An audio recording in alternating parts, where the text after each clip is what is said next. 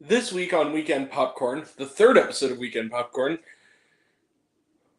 we're reviewing a classic. Princess Mononoke is back in theaters this week. We will have a retro review for that. Also, Danielle Detweiler has to deal with a spooky presence after her husband's death in The Woman in the Yard. Plus, Jason Statham is back doing his Jason Statham thing with David Ayer once again in A Working Man. Plus, our good boy Alexander is back with a sequel with a now all Latino cast. Yeah, not a Steve Carell or a Dylan Minnette in sight. In Alexander in the Terrible, Horrible, No Good, Very Bad Road Trip. Plus, we got Imagine Dragons hitting the stage in Imagine Dragons live from the Hollywood Bowl with the LA Film Orchestra. The new season of The Chosen has begun in theaters, and we have an exclusive review of part one of The Chosen, Last Supper. Plus, Cypress Hill and the London Symphony Orchestra take the stage in Cypress Hill and the London Symphony Orchestra.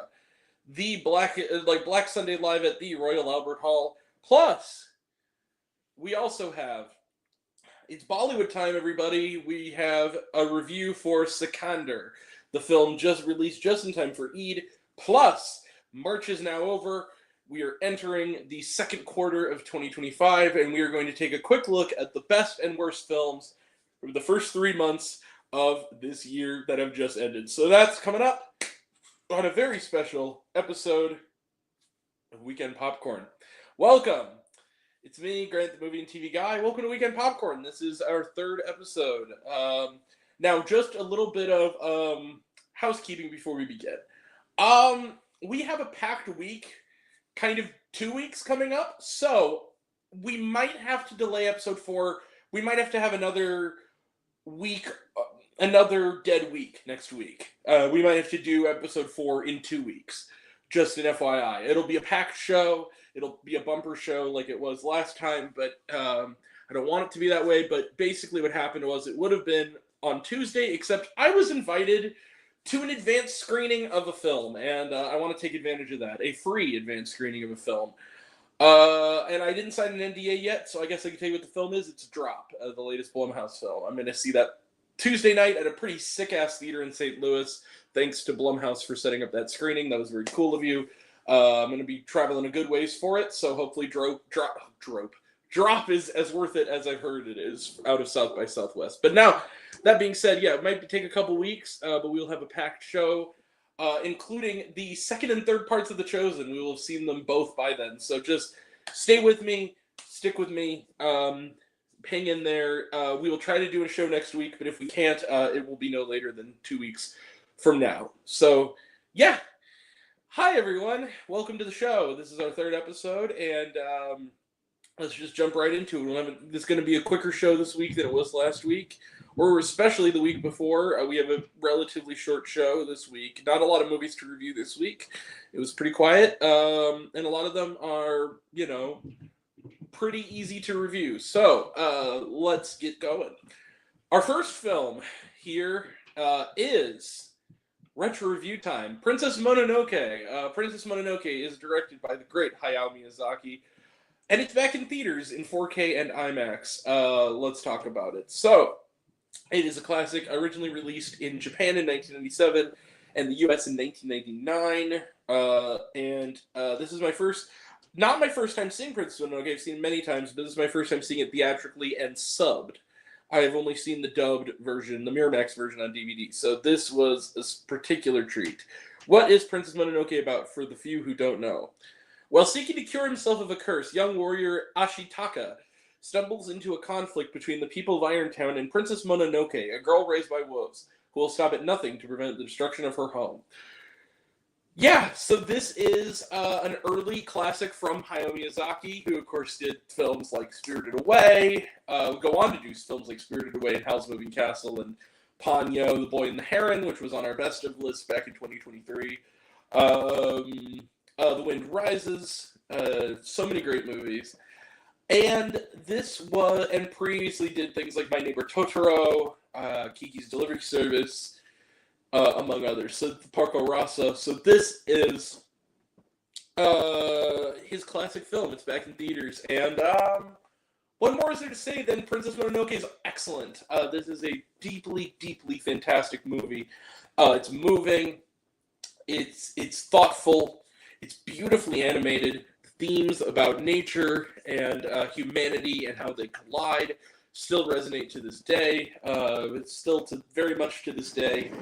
The dynamic and sort of love story / friendship story that forms between our two lead characters is wonderful. The movie is stunningly animated. It has real honest emotion. The IMAX, I saw the film in 4K IMAX. It was amazing. The transfer was impeccable and beautiful.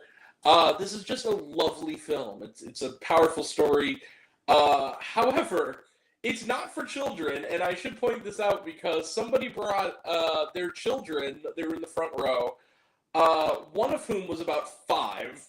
The other of whom was a baby, like straight up, like, and I mean like literally like had to be carried by mom with like a pacifier in its mouth. Like it literally could not. It couldn't even walk on its own yet. To a movie in IMAX first, and secondly, a movie that is like one of the goriest animated films with a PG-13 rating maybe ever. Like it's not Fella Day or anything, but like it's for a PG-13, like people get decapitated in this movie with arrows, like with gore too. Like it's mostly from a distance, but you see like blood detail. It's a graphic movie, and so just the fact that somebody brought their kid, like and it's subtitled. Like they're not gonna. Derpy, how's it going, buddy? It's been a minute. Hi, how's it going? But yeah, it's just why would you bring your small children to this movie? Of all movies, like especially in IMAX with like the big sound system and all the intensity of it. No, bad parent award. But yeah, Princess Mononoke is great, and I feel like all we need to say is go see it. If you've not seen it, it's in theaters now. Go see it. It's great, and yeah, no question. I'm giving this movie, Princess Mononoke, bang, 5 out of 5 stars plus. This is absolutely one of the finest animated films ever made. It still resonates to this day. Go see it. See it on the biggest, loudest screen you can find. Unless you have small children, do not take small children to this. Shame on you. But otherwise, okay, it's from last week. Reviewed that last week. There we go.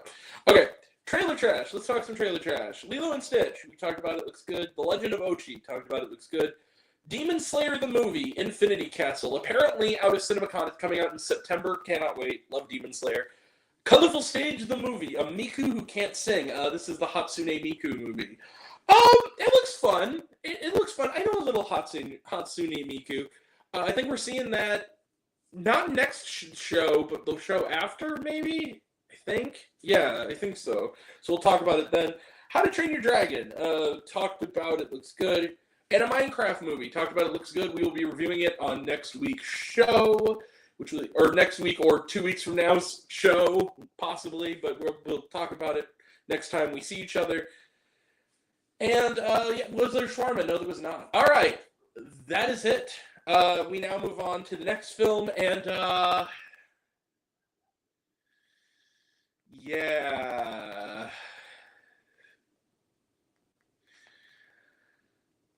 We go from a masterpiece to not so much.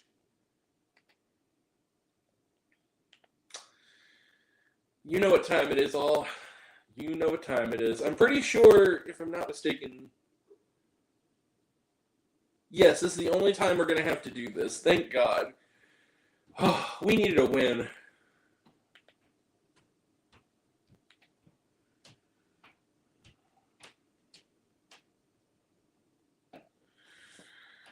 Let's do the thing. Okay,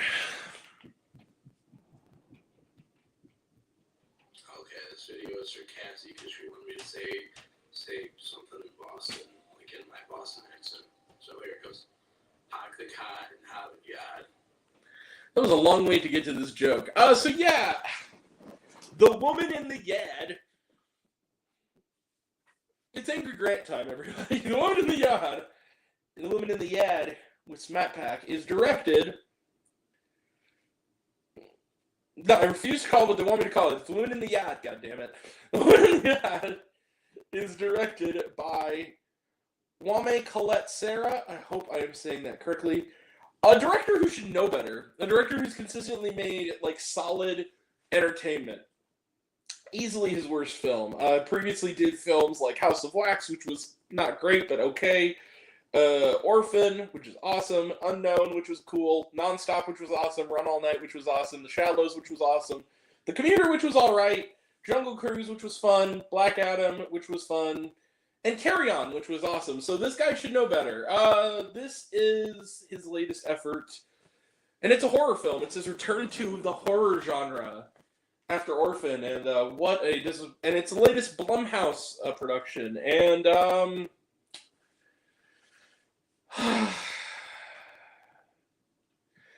Danielle Detweiler, I don't blame you. You needed sometimes we need to eat. I understand. A mysterious woman repeatedly appears in a family's front yard, often delivering chilling warnings and unsettling messages, leaving them to question her identity, motives, and the potential danger she might pose. Now that sounds interesting. On paper. First and foremost, I guess we'll go with the one minor positive I can give this movie. The woman in the yard herself is kind of creepy when she shows up, which is not that often. Danielle Detweiler is a good actor. She's not good in this movie, but she's generally a good actor. Okay? There's your two things. Otherwise, the woman in the yard, is almost spectacularly awful. This is... Okay. Films like The Electric State and The Unbreakable Boy are movies like This' Best Friend. This is one of the most pretentious, unscary, like, self-important, boring films I've seen in a while in the horror genre. This is just bad. This isn't even that good of filmmaking. And Wame Colette Sarah, who I generally like his stuff, I don't know if this movie was cut down. This movie's about 87 minutes. It feels longer. I don't know if they cut out a considerable amount of context, but scenes just kind of happen in this movie, especially in the climax, with no rhyme or reason, and maybe they're trying to do what do you think it means? Okay, but context still kind of matters. You can be ambiguous and not be an asshole about it. There's a difference. If you're going to do ambiguity, you have to build the movie up to that ambiguity. You want to leave us wanting to talk about what it means. You have to build your movie to be a situation where people want to leave the theater and talk about it. I think of recent movies like Black Bag, which were convoluted by nature but were interesting, where you wanted to leave the theater and actually have a conversation about it. There's nothing about the woman in the ad that's even a little bit interesting. It is just Danielle Detweiler trying her best, sitting in a house. Okay, this movie's 87 minutes. A good 60 of those minutes, I will just show you right now. Mommy, there's a woman in the yard. Honey, eat your breakfast. Asshole son. I hate you, Mom, you stupid bitch. You don't talk to me like that in my house. Mommy, she's getting closer. First hour. That is the whole movie. It is waiting for the woman in the yard to show up. They are literally sitting in the house. The last half hour then becomes a clusterfuck. It's not scary. It's just stuff happens that is kind of put together in such a way to sort of be, what does it mean? And it's missing the chunk that builds to that moment. So you're just kind of sitting there frustrated and then genuinely angry because you're just kind of sitting there like, what am I supposed to get from this? I understand the theme of this movie. That's the other thing. The movie is insanely derivative when it's not being pretentious. I saw this very movie twice last year alone, in the same time frame.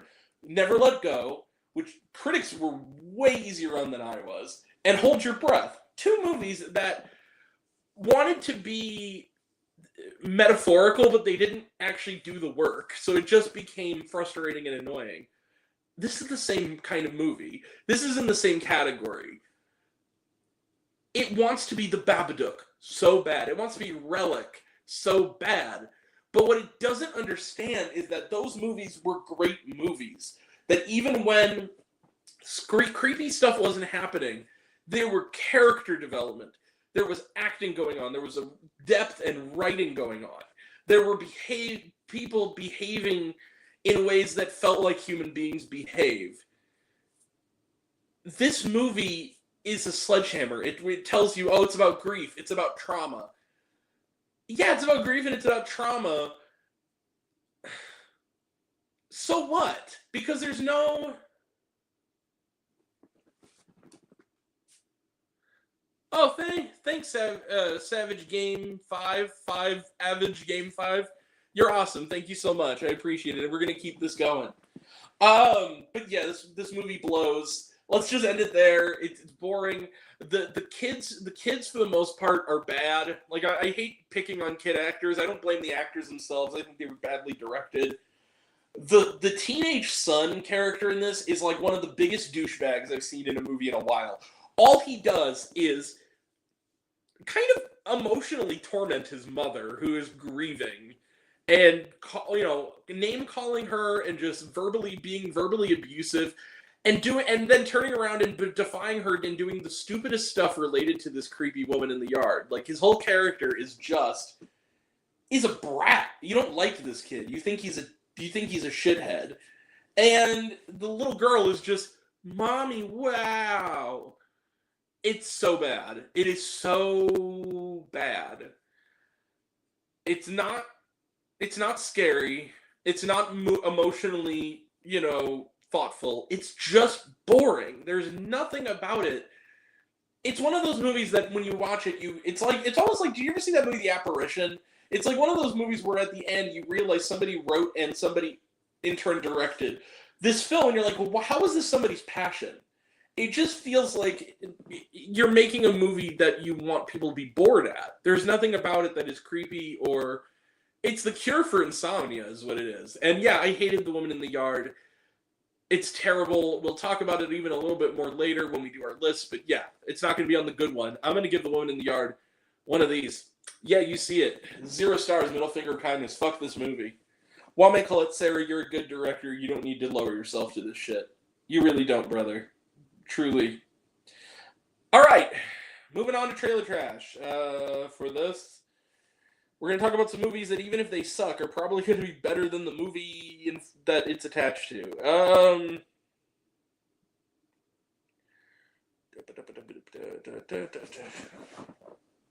That is from last week. Okay. Last week. Okay. Come on now. Stupid. What the fuck? Okay. Sorry about that. Rosario, talked about it, looks good. Bring Her Back, talked about it, looks good. Mission Impossible, The Final Reckoning, talked about it, looks good. Until Dawn, talked about it, looks good. The Wedding Banquet, talked about it, looks good. The Amateur, talked about it, looks good. We will be talking about that on the next show. I'm actually seeing an early screening of that on Saturday, so hopefully if we have a show next week, it'll be next week, an early review. If not, it'll be a review. So Jurassic World Rebirth, talked about it, looks good. Megan or Mithrigan 2.0, talked about it, looks good.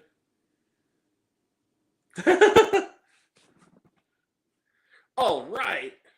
Kick-ass, dude. And Megan Mithrigan 2.0 looks good. Drop, talked about it, looks good. Again, that'll be on the next show. We're seeing that early. We're seeing that for free early. Thank you, Blumhouse, on Tuesday at the B&B West Olive in St. Louis. So if anybody, by the way, any of my viewers, if you are at the West Olive in St. Louis Tuesday night, I will be there. So if you want to come up to me and say what up, I'm going to be there. Unless I'm in a line for a screening and they need me to they close me off. But if I'm out and about, say hi. Say what's up. I'll be there. So, dope. So yeah. If you're there bowling or whatever, any of the entertainment they have there, just come by and say what up. Okay, yeah, that's it for Trailer Trash. And Was There Shawarma? No, there was not. All right. Now moving on to our next film. And also for anybody watching, feel free if you want to post something in the chat that isn't, going to be filtered out anyway. Go ahead. Feel free. Say hi. Say what up. That's why we're here. That's why we're doing this. I want to interact with you guys. So, yeah, say what up. All right. A Working Man. Now we're talking. A Working Man is directed by David Ayer. This is his latest film with Jason Statham. Following The Beekeeper. And he previously also did Bright, Suicide Squad, both of which were kind of lame, but he also did End of Watch, which was great. He didn't direct, but I don't think he directed, he wrote Training Day. So this is his latest effort, and it is very different from those movies, but it's fun. So, A Working Man is the latest Jason Statham vehicle. And what is it about? Levon Cade left his profession behind to work construction and be a good dad to his daughter. But when a local girl vanishes, he's asked to return to the skills that made him a mythic figure in the shadowy world of counterterrorism. Yeah. So it's basically Jason Statham's I Want to Taken 2. Right? Exactly. So this is not one of the stale ones. This one was actually hella fun. So A Working Man is it's based on a book called Levon's Trade, I believe. And it is written by David Ayer and Sylvester Stallone. I don't know if he was originally attached to this or what, but he's a co-writer here. It's a lot of fun. This is going to be a pretty simple review also. A Working Man is meat and potatoes. If you like Jason Statham, here's Jason Statham kicking ass. And it's fun. It's a little longer than maybe it needs to be, but it's a lot of fun. He kicks a lot of ass. David Harbour has a nice extended cameo as a former war buddy of his. It was nice seeing him pop up. Yeah, overall, it's a fun time. The action sequences are really fun. I do think, though, that the movie has a failure of nerve a little bit. The movie has an R rating, but for some reason, the action sequences aren't really that gruesome. It's kind of a lot of just headshots and punching, which is weird. You'd think that a movie with this subject matter, with Jason Statham, would go a little harder on the R outside of saying fuck every other sentence, which this movie does. But, after The Beekeeper, maybe I'm spoiled, because after The Beekeeper, we saw in The Beekeeper, for those who don't know, slight spoiler alert, one of the henchmen, Jason Statham, kicks him so hard his leg comes off under him. Yes, I'm not kidding you. We get nothing of that sort in this movie, which is kind of a shame. But it's still a lot of fun. It's cheesy, but it's fun. Yeah, it's not quite as good as the cinematography in Monkey Man. This is a pretty much more lower tier kind of movie than that. But I think that the reason the movie works is because it's effective at doing Statham the way that Statham does it best, which is his natural charisma and then punchy kicky. And I think on that level, A Working Man, no pun intended, works. It works on the level that it needs to. And maybe it benefits also greatly from being seen right after I saw The Woman in the Yard, which was so bad it made me lose the will to live, and maybe I just needed a movie that was fun. And this movie was. This movie's a lot of fun. Not gonna light the world on fire, but I enjoyed A Working Man. It's a fun time, and I'll give it 4 out of 5 stars. I think this is a solid. Big jaw and shuts people up with his fists. Lol. Exactly. I'll check it out. Thanks for the recommendation. Yeah. Sure. Yeah, it's a good flick. Definitely 4 stars, which everybody knows is what I call the 4 blocks rule. It's not a perfect movie, but or 2 blocks. If your car breaks down 2 blocks from the theater and you have 2 hours to kill while they fix your car, it's worth walking the 2 blocks to see it. That's basically, yeah. So it's a ton of fun. Go check out A Working Man. It's fun. It's plain and simple a fun flick. So yeah, Working Man. Let's do trailer trash now. Working Man.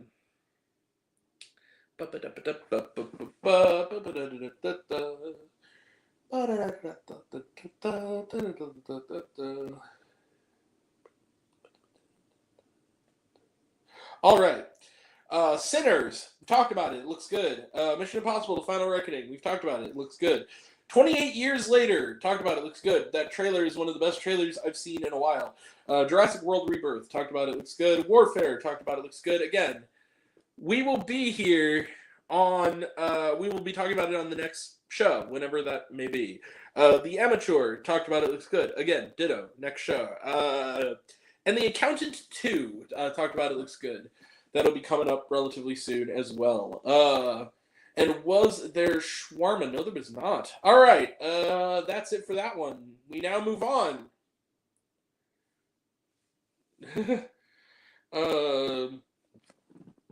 That's one hell of a review, lol. Thanks. I appreciate it. Next up is a movie I didn't know existed literally until like midway through this week. Alexander and the Terrible, Horrible, No Good, Very Bad Road Trip. This is directed by Marvin Lemus, and it is a sequel, reboot, or sort of, kind of the, I think, pretty much forgotten, but not bad, just, I think, forgotten by most of the populace, a Disney film from about 11 years ago, Alexander and the Terrible, Horrible, No Good, Very Bad Day, which itself was based on the children's book that and I think a lot of grandmas had on their bookshelf back in the day. My middle name is Alexander, so it was always a treat to read because I was like, yeah, Alexander. I remember really liking the first movie, and now we have this sequel, which, again, the first film had like Steve Carell, Jennifer Garner, I believe, and Dylan Minnette as members of Alexander's family in it.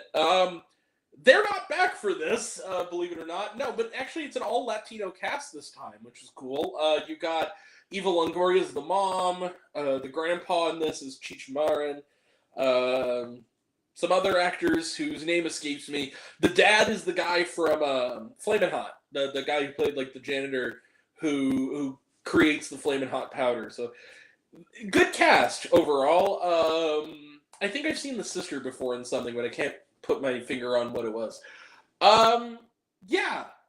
This is a sequel, I guess. They established that the first film happened, but it's also kind of a retcon too, kind of. It's a bit confusing, not gonna lie. It's made by a lot of the same people who made the first one, so I wouldn't go so far as to call it a remake, but it kind of treads similar ground. Kind of, but it's also, I don't know. We'll just call it a reboot-quel and leave it at that. This film follows a Mexican-American family who have recently lost their connection to each other and their roots as they embark on an epic road trip that immediately goes hilariously wrong.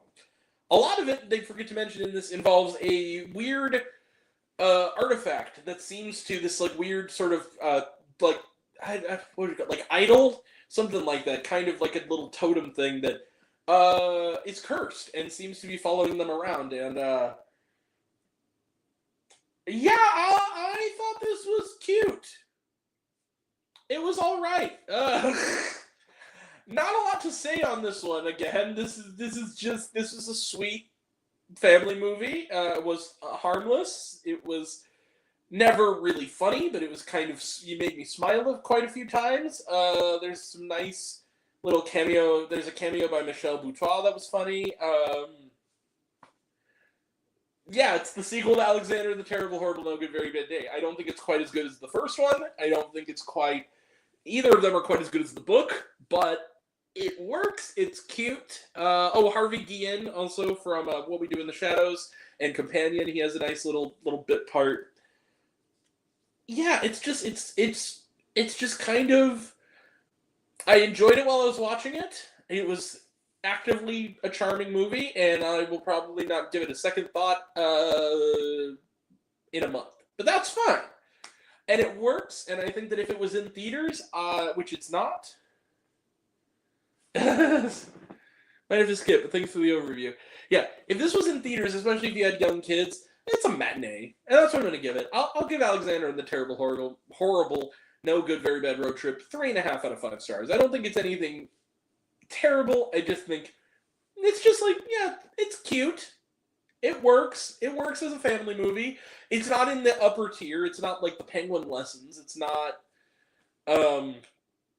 you know, Dogman, Paddington in Peru, Ni Zhao 2. It's not in the higher tier family films from this year, but it works. It works for what it is. If my car broke down, I wouldn't go see it. Yeah, but, well, not quite. Not quite there, but if you were going to matinee, if you were able to see it for like $8, it would probably be fine. But yeah, not if your car broke down. Basically, 4 stars means if your car broke down, it's full price. It's like a low full price, basically. Yeah, it was fun. It was a fun movie. But yeah, Alexander, and the title that I'm not going to say again. It was cute. 3.5 stars. Trailer trash, none, because it was on Disney Plus. It is a Disney Plus movie. Was there shawarma? Yes, there are bloopers during and after the credits. So if you're watching it, stick around. So yeah, that's it for that one. We are moving through these. We're about halfway through the movies, and then we will talk about the best and the worst so far, and we'll get the shit out of here. So, Imagine Dragons live from the Hollywood Bowl with the LA Film Orchestra. This was directed by Vincent Adam Paul. And it is, yeah, it's this is going to be a lot of the reviews this week. It's been kind of a slow week, I'm going to be honest with you, for movies. At least movies that I've seen. So, live concert film of Imagine Dragons' Loom Tour finale with LA Film Orchestra features hits like Radioactive and new arrangements, ending with fireworks. 67,000 fans attended the 4-night residency, according to IMDb. Yeah, this is the concert. This is a concert film of Imagine Dragons, and they performed with the arrangement of the LA Film Orchestra, and it's a really fun concert film. It's actually it's a pretty high end one. I think it suffers a little bit coming so close to the Hans Zimmer film, which I think is genuinely like. Let me put it this way: we're going to talk about that one pretty soon. I don't think it's quite. I'm kind of on. It's between, weirdly, the one we saw just before this and the one we're going to talk about next, on the scale of, like, it works. It works as a concert film. It's very dynamically shot. The performance is good. There is context. I always enjoy seeing it come across my feed. Definitely one of my favorite reviewers. Keep growing strong, and I'll try to catch the next one. Man, thanks for that. That's awesome. Thank you so much. You're the man. Thank you so much. That's really sweet. Thank you so much. Peace out, brother. You have a good night. Hope to see you next time. Yeah. What a good dude. Thank you. Thank you so much. Truly, thank you. No, it's a great show. It's edited well.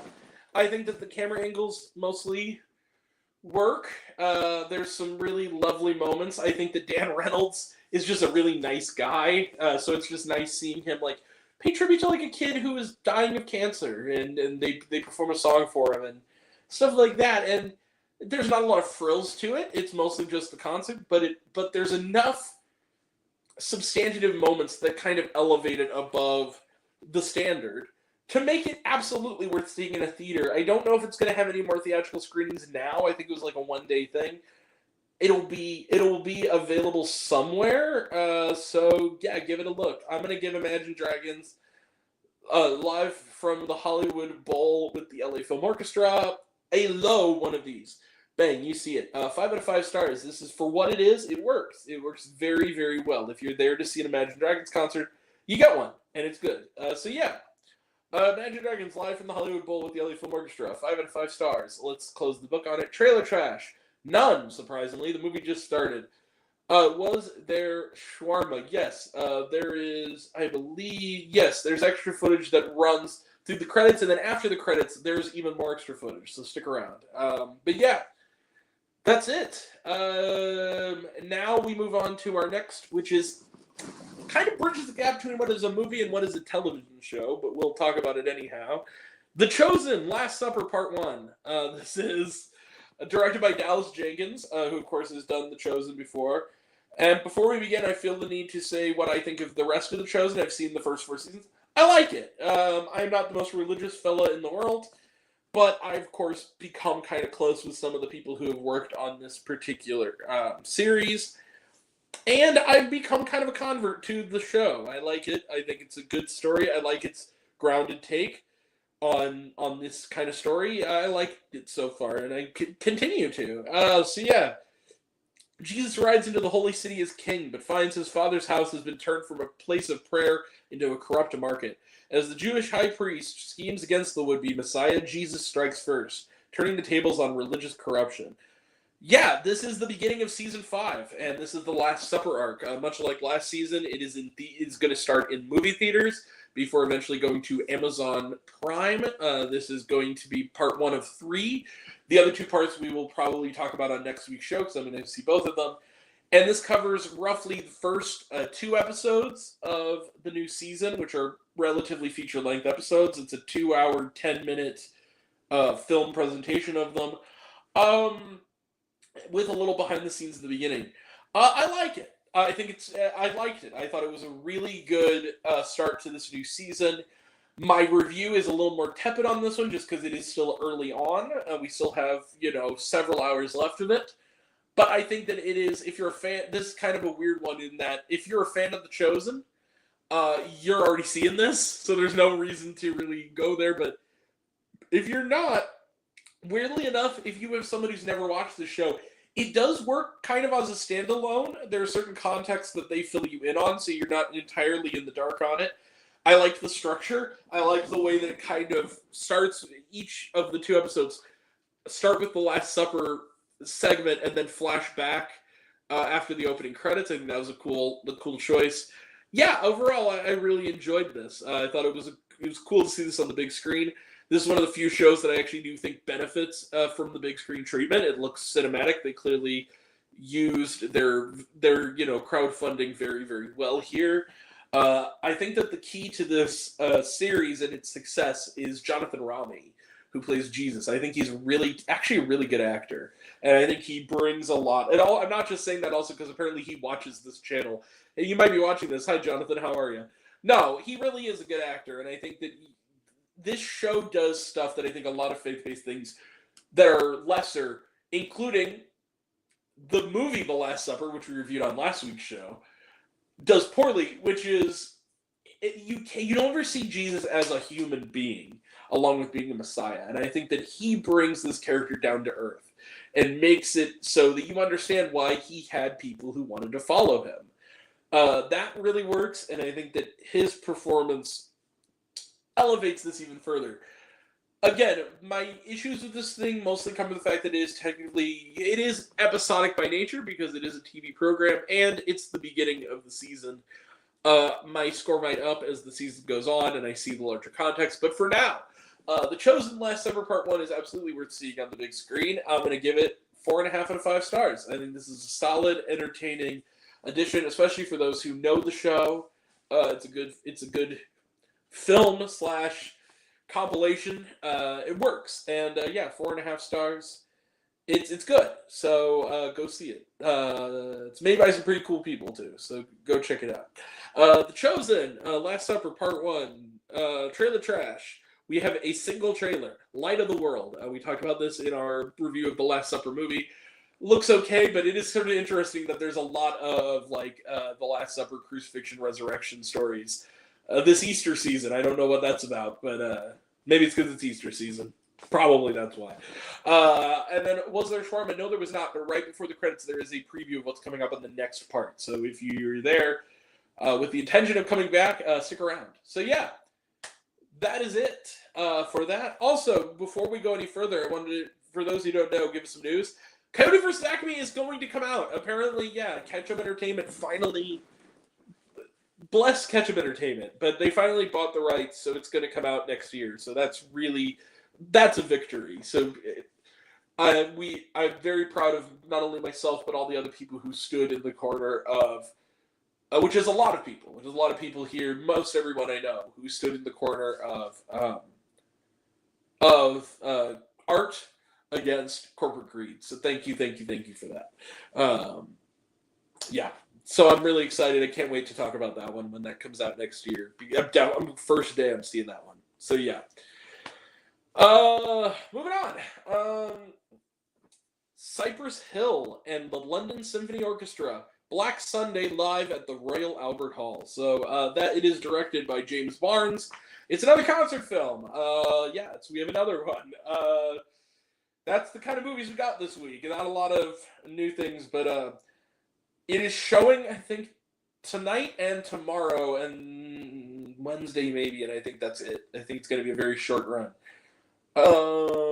So just as The Simpsons predicted, weirdly, it 28 years previously, Hip Hop Meets Classical as the legendary Cypress Hill play an exclusive show at the iconic Royal Albert Hall alongside the London Symphony Orchestra. Celebrating 30 years since the release of their seminal album Black Sunday, they perform songs including I Wanna Get High, I Ain't Going Out Like That, and Insane in the Brain, accompanied by unique arrangements from the glorious 70-piece orchestra. With incredible visuals and captivating documentary moments, this nostalgic show sets a whole new standard for crossover, as Cypress Hill once again redefined the hip-hop genre.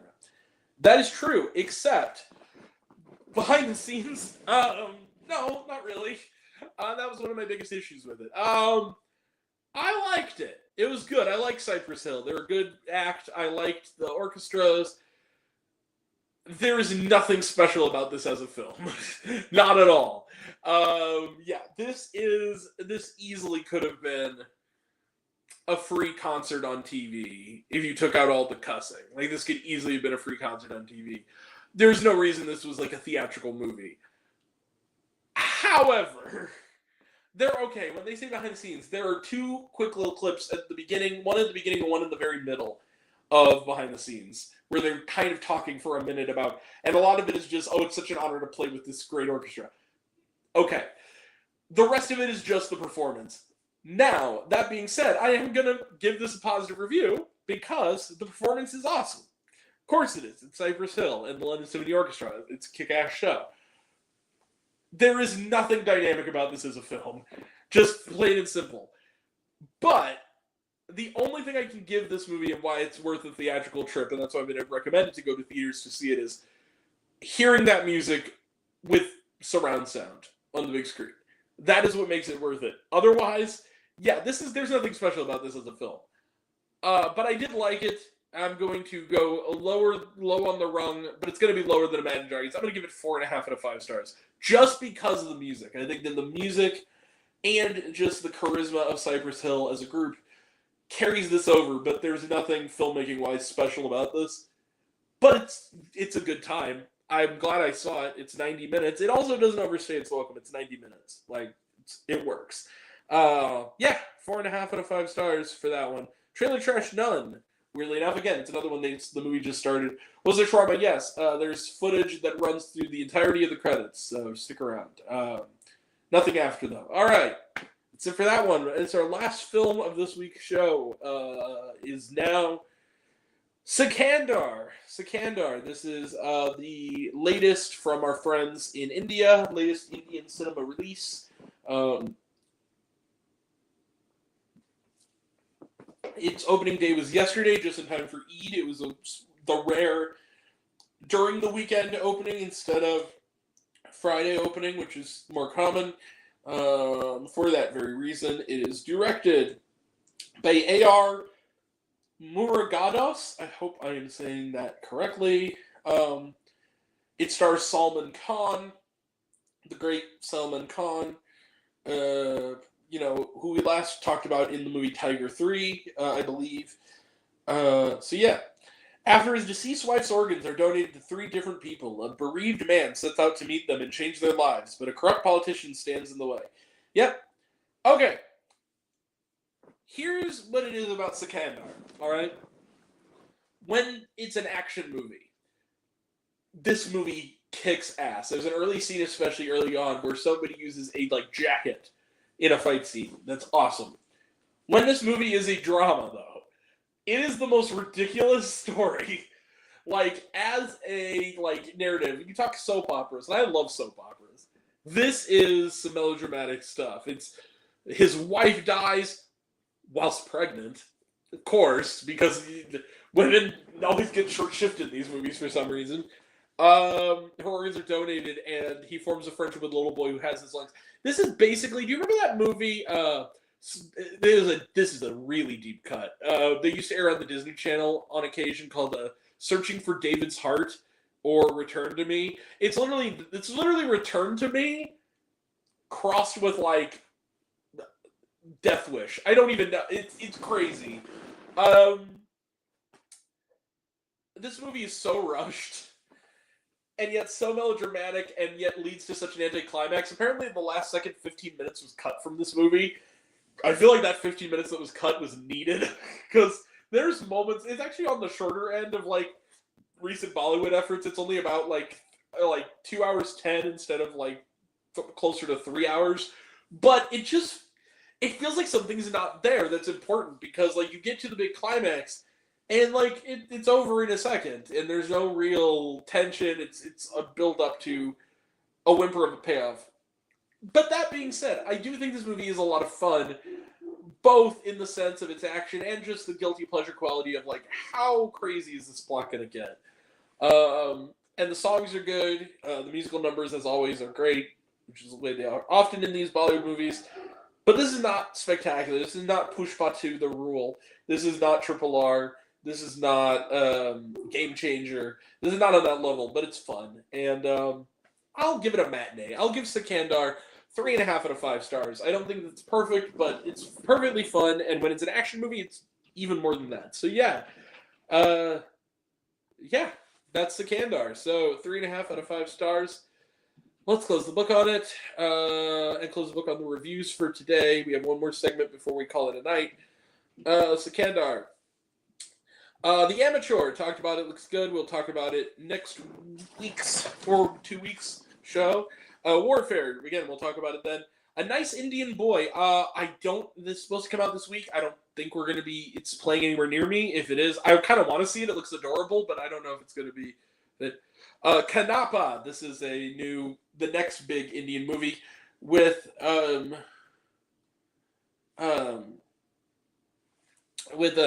It looks a little more fantasy oriented. It's like Rakshay Kumar is in it. It looks good. The dude from many movies, including Kel Kel Mine, which is one of my favorites. Akshay Kumar, yeah. He's in it. It looks like fun.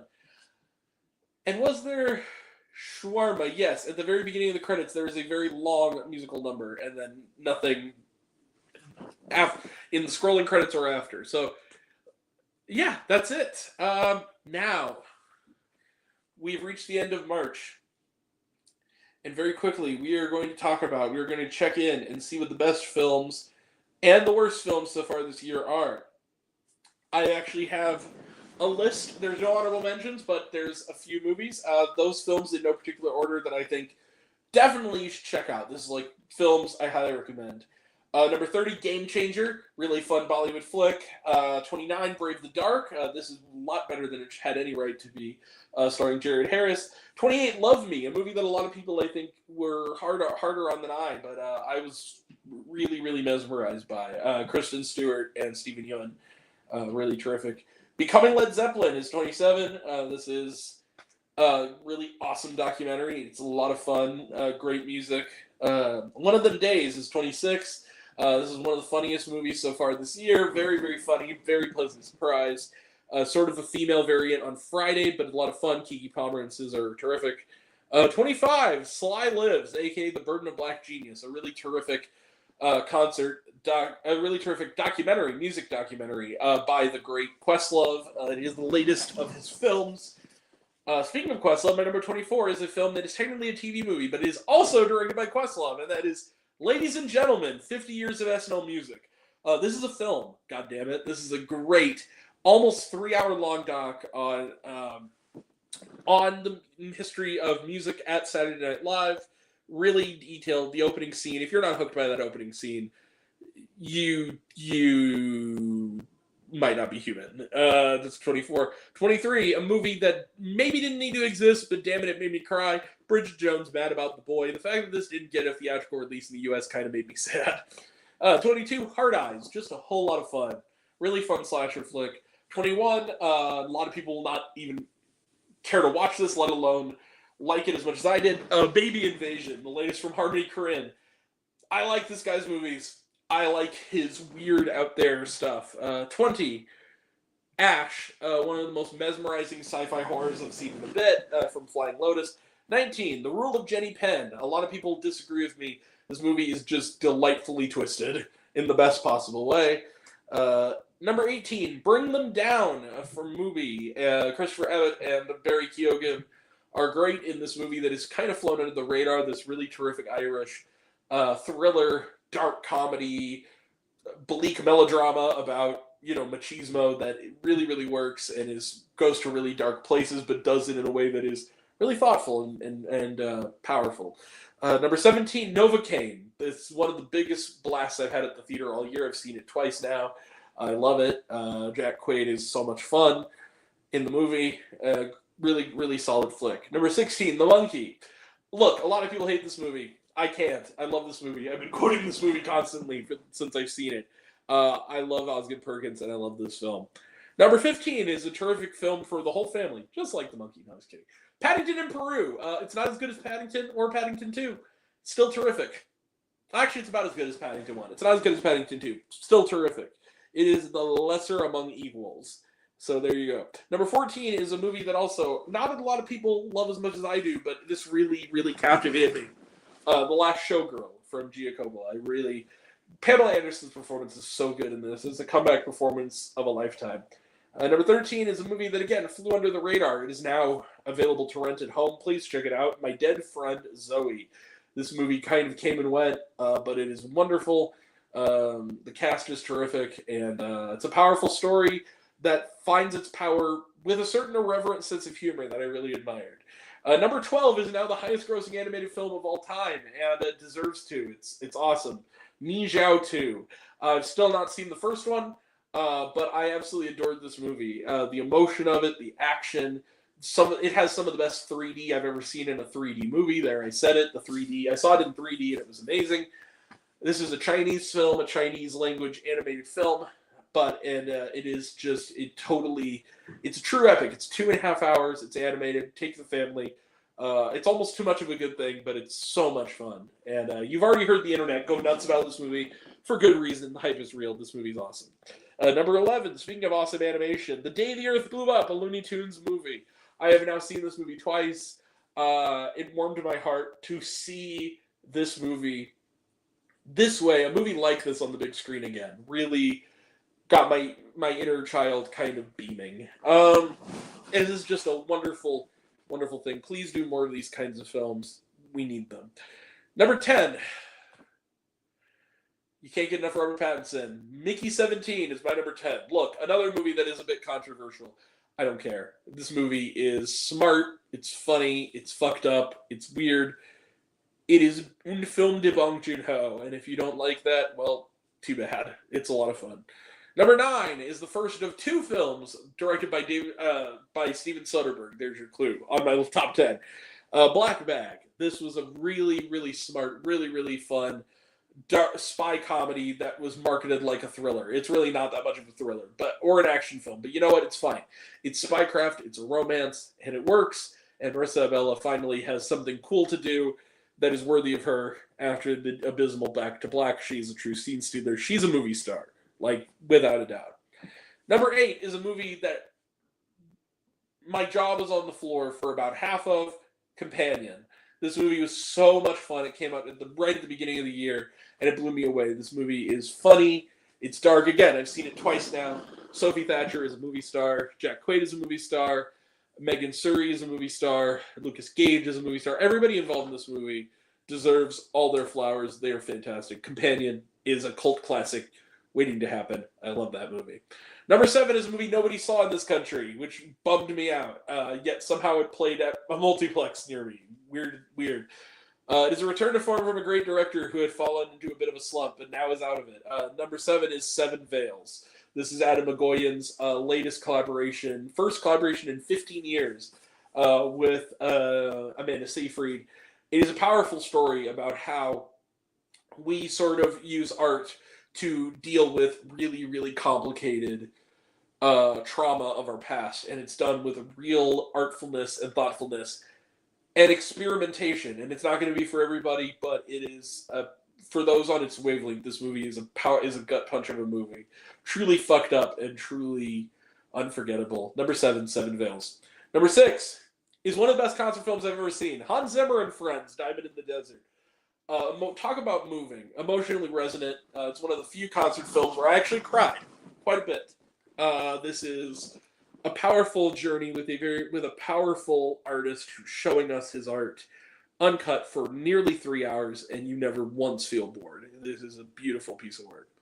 Number 5 is the other Steven Soderbergh, and the better of the two Steven Soderbergh films, and it was the first one, Presence. This is not your typical ghost story, and it's not a horror film, but if the ending of this movie doesn't low-key devastate you, you are not a human. This is a powerful movie about loss, about time and its relation to our grief and life after death and all that stuff, with a key experimental element that works really well and exceeds its potentially gimmicky qualities, that being that it's the ghost point of view. Love this movie. Presence, it's great. It's also now available at home. Check it out if you haven't seen it. It's terrific. Number 4 is not only one of the best documentaries I've seen this year, or actually the best documentary I've seen so far this year. It's the best animated film I've seen so far this year, technically. Grand Theft Hamlet. This is on Mubi now. It had a brief run in theaters back in January. This movie is delightful and crazy and surprisingly moving. It is done machinima style, so that means it is all shot in GTA Online. The whole thing is animated with the graphics of the game. But it is a documentary about these British thespians during a lockdown in 2021 who put on a full-blown production of Hamlet, including auditions, inside of GTA Online, which is awesome. And if you're a fan of video games or Shakespeare, or just good movies, check out Grand Theft Hamlet. It's a lot of fun. Number 3 is a movie that, again, a lot of people aren't seeing, both because of a surprisingly low theater count and the controversy of its leading star, which is an insurmountable element. But if we're talking objectively, this is one of the best films, I think, of the decade so far. Magazine Dreams, my number 3. Jonathan Majors is probably... all signs point to him allegedly being a pretty evil person. This movie is fantastic, and he's really great in it. And, we'll love him or hate him. A lot of people hate him. This is a great performance if you can separate the art from the artist. And I know that's a challenge, but this is not an easy movie to watch, but it is an unforgettable movie. Number 2, some people are putting on the next 2, or some people are putting on the 2024 list. They technically began their limited release in January, so they count for me. Number 2, Hard Truths. This is Mike Leigh's, one of his best films, Marianne Jean-Baptiste, fantastic in this movie, playing a woman who hates the world and is trying to enjoy it, and she creates sort of a problem of her own making with her attitude toward the world and the people inside of it who love her. This is a powerful film, and definitely funny, but also definitely bleak, so prepare yourself. It's not an easy watch, but I loved Hard Truths. It's fantastic. Number 1 is a movie that got me so many new fans from the country of origin, that being Brazil. Thank you all for your kindness. You are all wonderful. And it's a movie now, not only is it a movie that is moving, and one of the most moving films I've ever seen, it's a Best Picture nominated film. There's your spoiler. It's a movie that resonates even more because of the world we live in now. That film, my number 1 film so far this year, very likely going to be hard to top as my number 1 for the whole year. Walter Salas's I'm Still Here. This is such a beautiful film. Fernanda Torres is so great in this film. Everybody's great in this film. This is a true heart movie that breaks your heart and then builds it back up stronger. I love this movie. This is just a beautiful piece of work. It's not only a great film, it's an important one. Definitely. I believe it's on Netflix now, or it will be soon. check out I'm Still Here. It is all in Portuguese. You have to read subtitles. Climb over that 2-inch wall because this movie is beautiful. I love this. This is one of the best films, most emotional films I've ever seen. Definitely check out I'm Still Here. It's a masterpiece. And it's my number one film. Now, we end with the worst. And if you're asking me honorable mentions, From Roger Moore with Love and the Gundam movie. There you go. That's about the only two I can name. And the Imagine Dragons concert. Okay. We're going to do the worst now. We're going to go very briefly on them. We got 12. We're just going to do some dishonorable mentions. Wait a second. A Sloth Story. Okay, Sloth Story. Flight Risk. Kind of pregnant. A couple parts made me laugh. Otherwise, this was pretty awful. Marked Men, Rule Plus Shaw, the best bad movie of the year, one of the best bad movies of the year. Autumn and the Black Jaguar, ditto. Tyler Perry's Duplicity. This is one of the best bad movies evs. Now we get to the top 12 bad movies. I think that's all of them. Let me just double check. Feel like I've been a little stingy with my additions. Is that on there? Yes. Is that on there? Yes. Is that on there? Yes. Okay. Cool beans. All right. The 12 worst films so far this year, everybody. First one, number 12. I know people liked it. I'm sorry.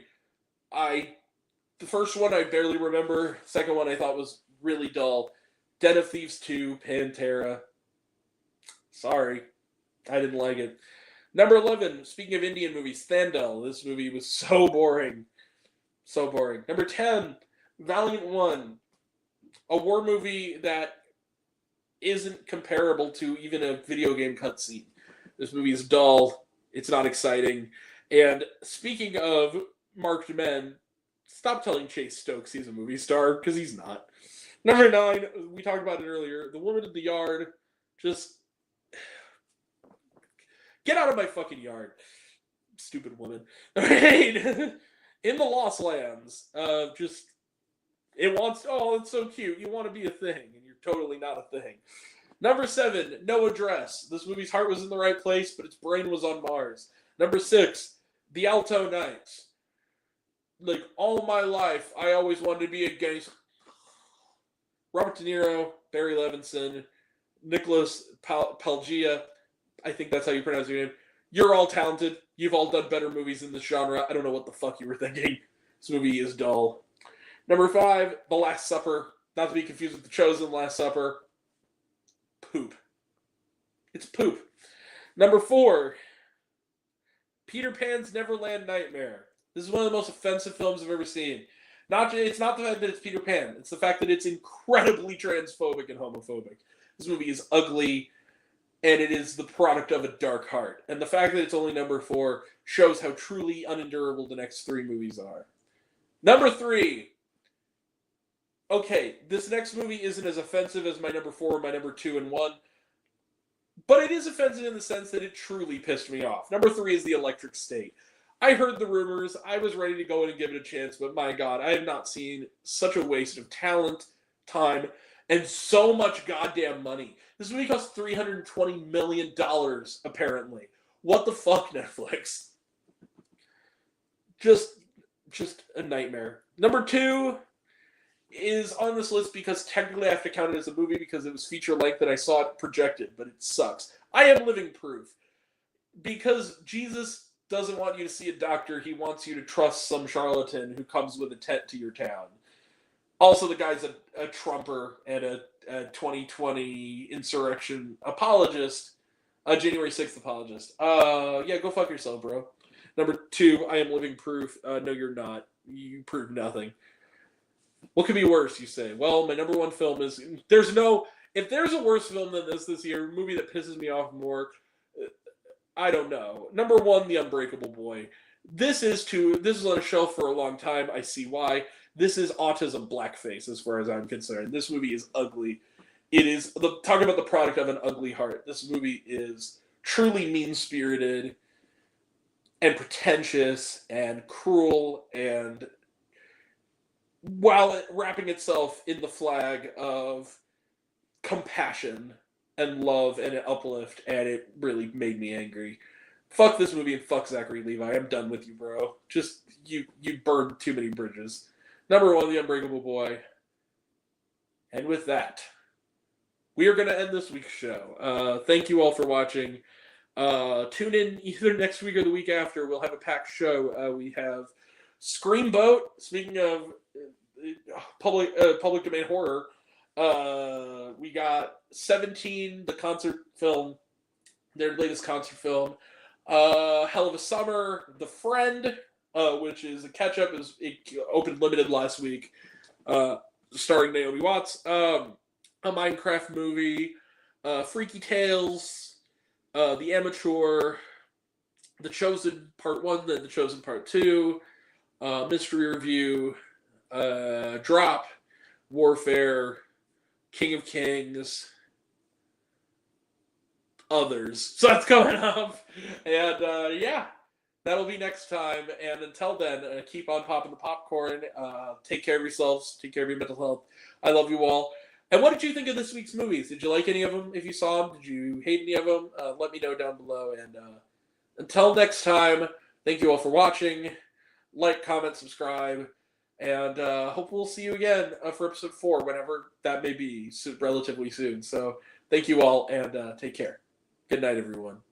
Thank you all. Bye.